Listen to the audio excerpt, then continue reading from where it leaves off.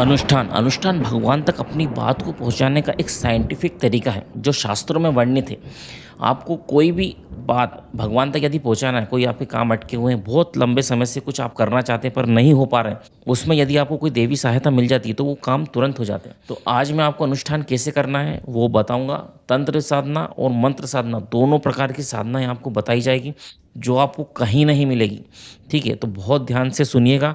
बहुत ज़्यादा रिसर्च करने के बाद ये वीडियो बनाया है, अंत तक बने रहिएगा। चलिए शुरू करते हैं। अनुष्ठान अनुष्ठान किसी भी मास में शुरू किया जा सकता है, किसी भी महीने में आप अनुष्ठान को शुरू कर सकते हैं। तिथियों की यदि बात करी जाए तो पंचमी, एकादशी और पूर्णमासी ये तिथियां अच्छी मानी गई है, शुभ मानी गई है ना। मतलब पंचमी को आप स्टार्ट कर सकते हैं, एकादशी 11 के दिन आप स्टार्ट कर सकते हैं, या पूर्णमासी पूर्णिमा के दिन आप स्टार्ट कर सकते हैं। तो ये तिथियां हो गई। अब बात करते हैं कृष्ण पक्ष और शुक्ल पक्ष की।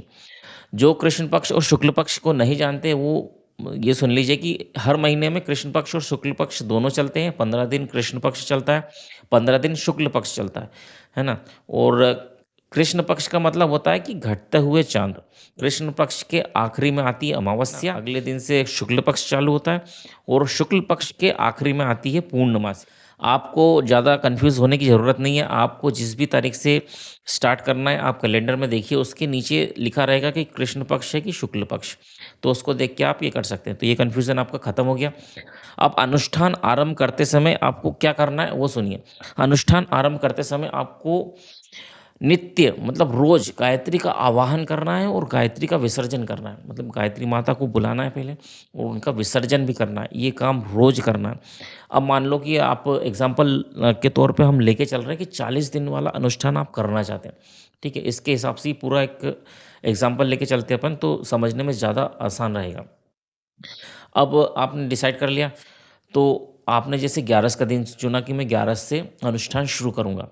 तो 11 को सुबह ब्रह्म मुहूर्त में आपको जल्दी उठ के स्वच्छ होके सबसे पहले एक चौकी रखना है, उस पे फूलों का आसन बिछाना है, मतलब फूल की वृष्टि करना है ना। फूल बिछाना है, उसके ऊपर गायत्री माता की फ़ोटो की स्थापना करना है। यदि आपके घर में पहले से ही स्थापना है तो कोई दिक्कत नहीं, है ना। उसको साफ साफ करके जो अनुष्ठान शुरू कर रहे हैं तो एक बार उसको साफ कर लीजिए और बढ़िया एक बार और स्थापना कीजिए अच्छे से। उसके बाद 5 चीज़ें बहुत ज़्यादा ज़रूरी है किसी भी पूजा में, क्योंकि गायत्री साधना कोई नॉर्मल पूजा नहीं है। मतलब जैसे आप कुछ भी अभी तक करते आ रहे हैं, मतलब आप क्या करते हैं पूजा में कि जैसी आपकी इच्छा होती है वैसा कर देते हैं। ऐसा नहीं होता है। अभी तक आप ये सब करते आ रहे हो और कुछ हो भी नहीं रहा है। तो ये एक साइंटिफिक तरीका है। तो जो 5 चीज़ें बोल रहा हूँ वो 5 चीज़ें होना ही चाहिए। इसके बगैर नहीं पूजा। हाँ, दूसरे कामों में आप पूरी चीज़ें देते हैं, लेकिन पूजा के समय चलो एक चीज़ नहीं है, कोई बात नहीं, ऐसा नहीं। जाओ क्या क्या चाहिए आपको। धूप, ठीक है, सबसे पहले आपको चाहिए धूप बत्ती। धूप बत्ती नहीं है, धूप बत्ती से ज़्यादा बेटर ऑप्शन है कि आप कंडे जलाएँ, और कंडे जला के उसमें लोहान या फिर गूगल या फिर कपूर ये सब डाल सकते हैं ताकि धूप जलती रहे। कंडे में थोड़ी देर पहले आप बत्ती लगा के उसको जला सकते हैं, फिर ये डाल के पूजा स्टार्ट कर सकते हैं। अगर इतना नहीं कर पा रहे हैं तो सिर्फ धूप बत्ती भी जला सकते हैं। तो धूप धूप हो गई। दूसरा दीप। दीप बहुत ज़्यादा ज़रूरी है। किसी भी पूजा में दीपक जलते रहना चाहिए। बिना दीपक के जलाए कोई भी पूजा सफल नहीं होती है। तो दीपक हमेशा जलता रहना चाहिए। तेल या घी का किसी का भी आप इस्तेमाल कर सकते हैं, कोई दिक्कत नहीं है। लंबी बत्ती रहेगी तो ज़्यादा बेटर है क्योंकि वो बीच में बुझती नहीं। धूप हो गई, दीप हो गया। अब तीसरा है नैवेद्य, मतलब प्रसाद। प्रसाद आपको लगाना है। ठीक है, प्रसाद भी बहुत ज़्यादा ज़रूरी है। तो नैवेद्य आपकी जो भी इच्छा है आप प्रसाद लगा सकते। स्वच्छ होना चाहिए, बस इसका ध्यान रखना है आपको। चौथा है चंदन। चंदन होना चाहिए। चंदन यदि ओरिजिनल मिले तो ज़्यादा बेटर है। चंदन को आप एक बार घिस के रख लीजिए, उसको लगाना है। चंदन का आपको इस्तेमाल करना ही है। आपको भी लगाना है, माता जी को भी लगाना है, तो चंदन का इस्तेमाल करना है। और पांचवा है अक्षत की वृष्टि, मतलब चावल की वृष्टि, चावल की बरसात करना है आपको। ठीक है, ये बहुत ज़्यादा ज़रूरी है। तो धूप, दीप, नैवेद्य, चंदन और अक्षत, ठीक है, ये 5 चीज़ें होना बहुत ज़्यादा ज़रूरी है। ये होना चाहिए आपके पास में। अब आपने ये सब इकट्ठी कर ली, कोई बड़ी चीज़ें नहीं है ना, नॉर्मल सी चीज़ें घर में ही आपको सब मिल जाएगी। ये सब चीज़ें आप इकट्ठी करके बैठ गए। अब किस तरह से करना है वो सुनिए। सुबह ब्रह्म मुहूर्त में उठ के आपको संकल्प करना है सबसे पहले। किसी भी अनुष्ठान को करने से पहले संकल्प किया जाता है। संकल्प क्या करना है कि मैं ये 40 दिन का अनुष्ठान पूरी श्रद्धा से करूँगा और जो नियम है इसके वो पालन करूँगा। क्योंकि संकल्प जो है वो अपने आप के लिए, आप अपने आप से संकल्प कर रहे हैं, किसी और से नहीं कर रहे हैं। तो आपके मन में आप संकल्प कर सकते हैं, आपने एक बार संकल्प ले लिया तो दिव्य शक्तियाँ आपकी मदद करती हैं। संकल्प ज़रूर लीजिए, संकल्प की शक्ति बहुत बड़ी है। इसके ऊपर एक पूरा वीडियो बनाया हमने, संकल्प की शक्ति परमाणु की शक्ति के बराबर है ना? परमाणु की शक्ति आप जानते ही हैं, उतनी ही शक्ति संकल्प की है। तो संकल्प कीजिए। यदि आप वीडियो देखना चाहते हैं तो आई बटन में उसको डाल दूँगा मैं, उसको आप देख सकते हैं। संकल्प हो गया, अब आपको स्वच्छ ज़मीन पे स्वच्छ आसन बिछा के, स्वच्छ होके बैठना है, ठीक है? आसन भी स्वच्छ होना चाहिए, आपका आसन कोई और इस्तेमाल ना करे, आपका एक पर्सनल आसन होना चाहिए और बिना बिछाए कभी नहीं बैठना है, बिछा के ही बैठना है क्योंकि जो साधना है उस समय आपके अंदर एक ऊर्जा आती है, एक एनर्जी आती है। यदि आप आसन नहीं बिछाएँगे तो वो एनर्जी पूरी ज़मीन में चली जाएगी। इसलिए आसन बिछाना बहुत ज़्यादा ज़रूरी है, आसन होना चाहिए कुश का। कुश का आसन आसानी से आपको मिल जाएगा, कोई दिक्कत नहीं है। आप शॉप पे जाके बोलिए जहाँ पे भी पूजा पाठ का सामान मिलता है, वहाँ पे कुश का आसन आपको मिल जाएगा। अब आपने आसन बिछा लिया, आप बैठ गए। जल का पात्र अपने पास में रखना है और क्या करना है, 5 तरीके से अपने शरीर की शुद्धि करना है। वो 5 तरीके हमने इस वीडियो में बताए हैं, इसको मैं भी आई बटन में डाल दूँगा। ये सब चीज़ें मैं वापस से रिपीट अगर करूँगा तो बहुत ज़्यादा लंबा वीडियो हो जाएगा। इसलिए यदि आपको वो वाला वीडियो देखना है तो आप आई बटन में से या फिर डिस्क्रिप्शन में भी लिंक डाल दूँगा, आप दोनों जगह से देख सकते हैं। तो 5 तरीके से अपने शरीर की शुद्धि करना है और माता का आवाहन करना है। उसमें मैंने आवाहन मंत्र भी बताया, ओमायतु वरदे देवी त्र्यक्षरब्रह्मवादिनी गायत्री छंदसा माता ब्रह्मयोनि नमोस्तुते। ये आवाहन मंत्र है, तो माता को बुलाना है। आपके कोई गुरु हैं, गुरु होना चाहिए। गायत्री साधना यदि आप कर रहे हैं तो गुरु बहुत ज़्यादा ज़रूरी है। तो गुरु का मंत्र होता है पहले गुरुर्ब्रह्मा गुरुर्विष्णु गुरुदेवो महेश्वरा गुरु साक्षात परब्रह्म तस्मै श्री गुरुवे नमः। गुरुदेव को बुलाया जाएगा, सबसे पहले गुरु को बुलाया जाता है। ठीक है, पहले गणेश जी का बोल के गणेश जी का आह्वान करके गुरु को बुलाया जाता है, उसके बाद माता को। आप चाहें तो हनुमान जी को अगर चाहते हैं तो हनुमान जी को भी बुला सकते हैं। जिसको भी, जिससे भी आपकी श्रद्धा है, जिस पे भी आपकी श्रद्धा है उसको आप बुलाइए और ये सोचिए कि वो आए हैं, आपके आवाहन पे वो आए हैं, ये आपको भाव रखना पड़ेगा। तभी ये चीज़ें होती है। आप ये सोचेंगे कि नहीं आए तो कोई मतलब नहीं है।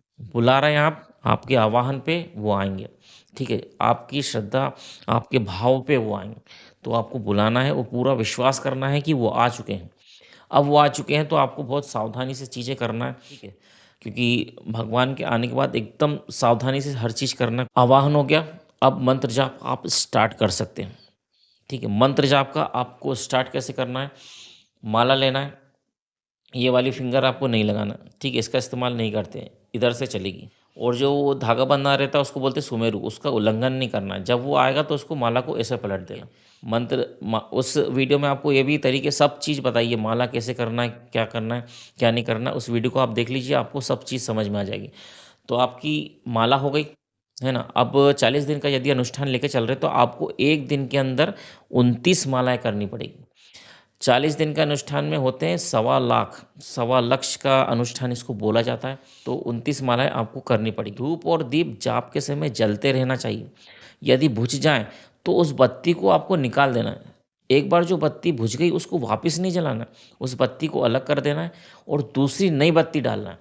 घी और तेल का इस्तेमाल कर सकते हैं, लेकिन एक बत्ती बुझ गई है, उसको आप वापस नहीं जला सकते। उस बत्ती को निकाल के दूसरी बत्ती डालना है, फिर उस दीपक को जलाना है। इस बात का ध्यान रखिएगा। आप जो रोज़ पूजा कर रहे हैं उससे जितनी भी सामग्री बच रही है उसको इधर-उधर नहीं फेंकना है, उसको एक जगह पे रखना है, फिर बाद में आप कहीं भी पवित्र स्थान में डाल सकते हैं। अब हम पहले मंत्र साधना वाले अनुष्ठान आपको बता देते हैं कि मंत्र साधना में कौन-कौन से अनुष्ठान करना है और कैसे करना है। पहला है 40 दिन का अनुष्ठान, 40 दिन, सवा लक्ष या सवा लाख का अनुष्ठान, मतलब 1,25,000 मंत्रों का अनुष्ठान।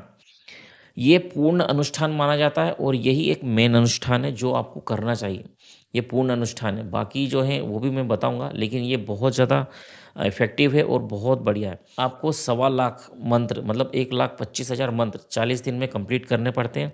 इसके लिए रोज़ आपको 29 मालाएँ करनी है। टाइम कितना लगेगा इसकी यदि बात करें तो गायत्री मंत्र एक बार बोलने में 5 सेकंड के आसपास लगते हैं। अभी आपको प्रैक्टिस नहीं है तो आपको समय थोड़ा सा ज़्यादा लग सकता है।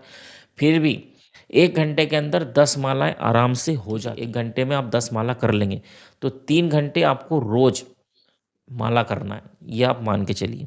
40 दिन वाला या अनुष्ठान यदि आप कर रहे हैं, तो रोज़ 3 घंटे आपको माला करनी है। अब यदि आपको ये भारी पड़ रहा है, मतलब 3 घंटे आप नहीं कर सकते पूजा, तो इसी अनुष्ठान को आप 60 दिन में भी कर सकते हैं। 60 दिन में क्या होगा, 60 दिन में आपका समय बढ़ जाएगा और मालाएँ घट जाएगी। मतलब 60 दिन तक यदि आपको चलाना है, आप 3 घंटे रोज़ नहीं कर पा रहे हैं, तो आप रोज़ 20 मालाएँ करिए। उसमें 29 कर रहे थे, 29 माला, ठीक है, रोज़। इसमें सिर्फ 20 माला करना है और ये चलेगा 60 दिन तक। वो 40 दिन में कंप्लीट हो रहा था, उसी अनुष्ठान को हमने 60 दिन में कर लिया। इतना समय यदि आप नहीं दे पा रहे हैं, तो आप इसको 60 दिन में भी कर सकते हैं, कोई दिक्कत नहीं है। अब इतना भी नहीं हो रहा है, तो एक और लघु अनुष्ठान है, बहुत छोटा-सा अनुष्ठान है 9 दिन का, जो 27 माला रोज़ करनी पड़ती है। 24,000 मंत्र का अनुष्ठान इसको बोला जाता है। 27 माला इसमें रोज़ करनी पड़ती है। ये अनुष्ठान ज़्यादातर नवरात्रि के समय पे हम करते हैं। जब नवरात्रि आती है, गुप्त नवरात्रि आती है, उस समय पे हम करते हैं, या फिर आपको 8-10 दिन की छुट्टी हो, कोई आपके पास काम ना हो, तो उस समय पे आप ये अनुष्ठान कर सकते हैं। तो 40 दिन वाला यदि भारी पड़ रहा है, तो आप उसको 60 दिन में कर लीजिए, और वो भी अगर ज़्यादा लग रहा है आपको, तो आप 24,000 मंत्र का जो अनुष्ठान है छोटा वाला, सबसे पहले ये करके देखिए। ये हो जाता है तो फिर 40 वाला करिए, ठीक है। एक और बताता हूँ अनुष्ठान जो है पूरे साल का, पूरे साल आपको साधना करना है। तो ये होता है 5 लाख मंत्रों का गायत्री अनुष्ठान। इसमें आपको सिर्फ 14 माला रोज़ करना है। रोज़ का नियम बना लीजिए कि 14 माला करना है, ये अनुष्ठान पूरे साल में कंप्लीट हो जाएगा। एग्ज़ाम्पल के तौर पे आप मान के चलिए कि आपने 11 से शुरू करा, 11 से ही शुरू करते हैं और इस अनुष्ठान को। ये जो साल भर वाला अनुष्ठान है, इसको 11 से शुरू किया जाता है। 11 पे जिस 11 पे आपने शुरू किया, अगले साल उसी 11 पे इसका विसर्जन होगा। 14 माला आपको जाप करना है, नवरात्रि आए, कुछ भी आए, आपको 14 माला रोज़ जप करना है। तो ये अनुष्ठान आपका आराम से पूरा हो जाएगा। तो ये थे 4 प्रकार के अनुष्ठान जो आप कर सकते हैं मंत्र साधना द्वारा। अब मान लीजिए कि आपका अनुष्ठान कंप्लीट हो गया, पूरा आपने कर लिया अनुष्ठान, 40 दिन आपके पूरे हो गए। अब क्या करना है? तो अब हवन करना है। मतलब किसी भी अनुष्ठान के अंत में आपको हवन बहुत ज़्यादा ज़रूरी है करना। 108 मंत्र की आहुति वाला हवन कम से कम आपको करना है। मतलब 108 मंत्र मतलब एक माला जप के पूरा हवन आपको करना है। हवन की विधि भी आपको बता दी जाएगी, किस तरीके से आपको हवन करना है। अगला वीडियो आपको हवन का ही मिलेगा। तो हवन करने के बाद ब्रह्म भोजन करवाना। ब्रह्म भोजन में 3 ब्राह्मणों को, कम से कम 3 ब्राह्मणों को आपको भोजन करवाना। ऐसे ब्राह्मण लगेगा कि आपको पता है कि हाँ, ये ब्राह्मण बढ़िया है और सच्चा ब्राह्मण है, उसी को आप भोजन कराइए। और भोजन कराने के बाद दान देना भी बहुत ज़्यादा ज़रूरी है। दान ऐसा कुछ नहीं है कि इतना ही देना है आपको, आपकी जितनी श्रद्धा हो दान आप आपकी श्रद्धा के अनुसार, अपने जो भी है उसके अनुसार दे सकते। तो ध्यान रखिएगा, अनुष्ठान करना है, अनुष्ठान के बाद हवन करना है, हवन के बाद आपको ब्रह्मभोज मतलब ब्राह्मणों को भोजन कराना है और दान देना है। अनुष्ठान, हवन, भोजन, दान, ये 4 चीज़, ठीक है। अनुष्ठान करा, हवन करा, फिर ब्राह्मण भोजन और दान, ये 4 चीज़ें करना, जब जाके आपका अनुष्ठान कंप्लीट माना जाएगा। तो ये तो हो गया मंत्र साधना द्वारा अनुष्ठान। अब सुनिएगा तंत्र साधना वाला अनुष्ठान, ठीक है। बहुत ध्यान से सुनिएगा क्योंकि इसमें कोई गलती की गुंजाइश नहीं है। मंत्र साधना वाले में आप थोड़ी बहुत गलती कर दोगे चल जाएगा, लेकिन तंत्र साधना में कोई गलती नहीं चलेगी। मंत्र साधना वाले में 9 बजे के बाद, रात की 9 बजे के बाद आपको कोई मंत्र का जाप नहीं करना। तंत्र साधना वाले में आप कर सकते हो, ठीक है। अब इसको सुनिए, तंत्र साधना में क्या क्या करना है और बहुत ध्यान से सुनिएगा। यदि आपको करना है तो पूरे नियम के साथ करना पड़ेगा, यदि नहीं करते हो तो इसका परिणाम आपको भुगतना पड़ सकता है। इसमें मतलब नुकसान भी आपका हो सकता है यदि आपने नहीं करा। मंत्र साधना में कोई नुकसान नहीं होगा किसी चीज़ का, होएगा तो फ़ायदा ही। लेकिन तंत्र साधना बहुत ज़्यादा इफेक्टिव है। मंत्र साधना वाले अनुष्ठान से ये बहुत ज़्यादा इफेक्ट देता है, बहुत ज़्यादा जल्दी असर करता है। इसलिए इसमें कुछ सावधानियां हैं, उनका आप ध्यान रखें, और कुछ इसके नियम हैं, उनका आपको पालन करना है। मतलब जो चीज़ ये पूरा मैंने बताया ना आपको, पूरी साइंटिफिक तरीका है, साइंटिफिक पद्धति में आपको बता रहा हूँ। कोई अंदाज़ा हवा में काम नहीं हो रहा है, कोई अंदाजे वाला काम नहीं हो रहा है। तो जो चीज़ लिखी है, देखो छोटे से गेम में भी आप पूरे नियम मानते हो ना। कोई छोटा सा गेम भी खेल रहे हो, लेकिन पूजा पाठ में सोचते हो कि कुछ भी कर लो, ऐसा नहीं है। कुछ भी नहीं कर लो, कुछ भी करने से नुकसान ही होता है। जो बताया जा रहा है उसी को करना और बहुत ध्यान से करना, बहुत सोच समझ के करना। तंत्र विद्या द्वारा गायत्री साधना, ध्यान से सुनिएगा। एग्जाम्पल के तौर पे 40 दिन वाला ये अनुष्ठान अपन लेके चल रहे हैं। जितनी चीज़ें मंत्र साधना में हमने बताई कि ब्रह्म मुहूर्त में उठ के संकल्प करना है, फिर स्वच्छासन बिछा के स्वच्छ होके बैठना है, 5 तरीके से शरीर की शुद्धि करना है, 5 चीज़ें आपके पास होना चाहिए, धूप, दीप, नैवेद्य, चंदन और अक्षत मतलब चावल आपके पास ये चीज़ें होना चाहिए। तो पूरी पद्धति वही आपकी माता की स्थापना करना है, फूलों का आसन बिछा के, ये सारी चीज़ आपको करना है तंत्र साधना में भी। जो मंत्र साधना में आपने करी। अनुष्ठान भी आपको करना है, ठीक है? 29 मालाएँ 29 मालाएँ आपको रोज़ जपना है, 3 घंटे इसमें लगते हैं, वो आपको करना है। इतना आपने कर लिया, ठीक है? जैसा मंत्र साधना का करा, वैसे ही करा, सब कुछ कर लिया। अब सुनो, अब क्या होता है इसमें कि 1,25,000 का यदि आप कर रहे हैं अनुष्ठान, 40 दिन वाला, सवा लक्ष का, तो इसका 1,25,000 मंत्र आप जप रहे हैं, तो उसका 10% यानी कि 12,500 मंत्र का हवन आपको करना है। 12,500 मंत्रों का हवन मतलब 116 माला के आसपास। तो ये आप एक दिन में नहीं कर सकते। जैसे आप सोचो कि आखिरी में हम कर लेंगे, नहीं, 12-13 घंटे लग जाएँगे आपको। तो रोज़ 3 माला का हवन करना है। इसमें रोज़ आपको हवन करना पड़ेगा। रोज़ 3 माला का हवन कीजिए, 40 दिन के अंदर आपका पूरा कंप्लीट हो जाएगा। जो लास्ट में बचे उसको आप जो एक्स्ट्रा कर लीजिए, हो जाएगा, कोई दिक्कत नहीं। लेकिन एक दिन में पॉसिबल नहीं है। 12 घंटे हवन करना बहुत मुश्किल है। इसलिए रोज़ आप 3 माला का हवन कीजिए, तो वो ज़्यादा बेटर है।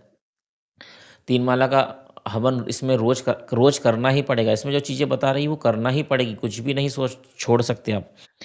तो 3 माला रोज़ का हवन करना है, मतलब 1,25,000 का 10% 12,500 मंत्रों का आपको हवन करना है, यानी कि 3 माला रोज़। अब 12,500 का मंत्र का यदि अपन 10% निकालें, तो आपको करना है तर्पण। तर्पण मंत्र आपको बता दिया जाएगा, ठीक है? तर्पण मंत्र का जाप कर सकते हैं, तर्पण करना है आपको। तर्पण मंत्र का जाप करना है। तो 10% 12,500 का 10% होता है 1,250, ठीक है? 1,250 तर्पण मंत्र पूरे अनुष्ठान में 1250 तर्पण मंत्र आपको करना है। मतलब 32 बार तर्पण मंत्र रोज़ बोलना है, ठीक है? 32 बार कोई ज़्यादा बड़ा मंत्र नहीं है, थोड़ा-सा टाइम लगेगा आपको, आधा 1 घंटे में कंप्लीट हो जाएगा। तो 32 बार तर्पण मंत्र बोलना है, बोलना ही है, ठीक है? हवन करने के बाद ये तर्पण मंत्र भी आपको बोलना है। अब 1250 1250 का 10% यदि हम निकालें, तो होता है 125, ठीक है? 125 ब्राह्मणों को भोजन कराना है, ब्रह्मभोज जो बोला था, 125 ब्राह्मणों को भोजन करवाना है। तो इसमें भी आप एक दिन में यदि सोचिए कि लास्ट में हम बड़ा कुछ करवा दें प्रोग्राम, तो आप वो भी करवा सकते हैं, आपके ऊपर है, कोई दिक्कत नहीं। यदि आप इतना बड़ा प्रोग्राम नहीं करा सकते, तो 3 ब्राह्मणों को रोज़ खिला दीजिए, ठीक है? तो आपके 40 दिन में वो कंप्लीट हो जाएँगे। जो आखिरी में बचेंगे, जैसे 5 ब्राह्मण शायद बचेंगे, तो लास्ट में उनको खिला दीजिए, तो आपका ऐसे 125 ब्राह्मण कंप्लीट हो जाएँगे। तो ज़्यादा बेटर है कि आप रोज़-रोज़ ये करते जाएँ, मतलब रोज़ पहले तो जाप कर लें अपना, उसके बाद हवन कर लें 3 माला का, उसके बाद तर्पण मंत्र कर लें 32 बार, उसके बाद 3 ब्राह्मणों को भोजन कराएँ, उसके बाद अपन भोजन करें। ये नियम यदि आप रोज़ कर सकते हैं, क्या-क्या करना है सुनिए। मंत्र का जाप करा सुबह, ठीक है? उसके बाद हवन करा 3 माला का, उसके बाद तर्पण करा 32 बार, उसके बाद ब्राह्मण को भोजन कराया 3 ब्राह्मणों को, उसके बाद आपको भोजन करना। ठीक है? तो ये दिनचर्या यदि आप फ़ॉलो कर सकते हैं, ये चीज़ें यदि आप कर सकते हैं, तो ही तंत्र विद्या से गायत्री अनुष्ठान करना, नहीं तो कोई ज़रूरत नहीं है। ठीक है? यदि आप नहीं कर पाए तो या बीच में आपने छोड़ दिया तो इसका नुकसान आपको होगा। यदि कर सकें तो करना, है ना? इसमें पैसा और समय दोनों लगेगा, नहीं तो आप नॉर्मल मंत्र साधना का अनुष्ठान कर सकते हैं। उन 125 ब्राह्मणों को भोजन कराने के बाद उनको दान भी करना है, ठीक है? दान भी देना है, जब जाके आपका ये अनुष्ठान तंत्र विद्या द्वारा संपूर्ण माना जाएगा। तो ये था अनुष्ठान, मंत्र साधना और तंत्र साधना दोनों के द्वारा किस तरह से आपको अनुष्ठान करना है, क्या-क्या उसके नियम होते हैं। तो इस वीडियो में हमने जाना कि अनुष्ठान क्यों ज़रूरी है, अनुष्ठान कैसे करना है, कितने प्रकार के अनुष्ठान होते हैं, ठीक है? तंत्र साधना वाला अनुष्ठान भी देखा, मंत्र साधना वाला अनुष्ठान भी देखा, उसके नियम क्या होते हैं। अनुष्ठान क्यों ज़रूरी है? अनुष्ठान का क्या महत्व होता है? ये यदि आपको नहीं मालूम तो आप हमारा ये वाला वीडियो देख सकते हैं। वीडियो कैसा लगा कमेंट में ज़रूर लिख के बताइएगा। कोई भी आपका सवाल है आप हमसे पूछ सकते हैं, उसका जवाब आपको ज़रूर मिलेगा। वीडियो को लाइक ज़रूर कीजिएगा और इसी तरीके का कंटेंट आगे देखने के लिए इस चैनल को सब्सक्राइब भी कीजिएगा। जय श्री महाकाल।